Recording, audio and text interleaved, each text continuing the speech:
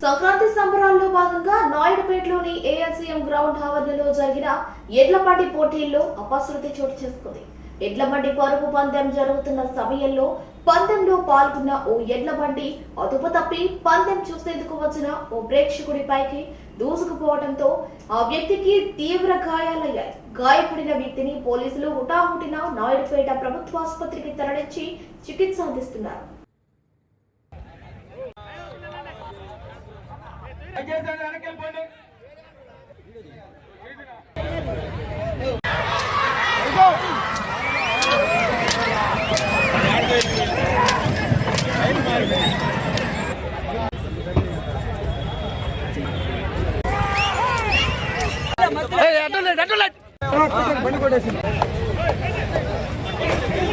సంక్రాంతి సంబరాల్లో భాగంగా నాయుడుపేటలోని ఏఎల్సీఎం గ్రౌండ్ ఆవరణలో జరిగిన ఎడ్లబండి పోటీల్లో అపశృతి చోటు చేసుకుంది.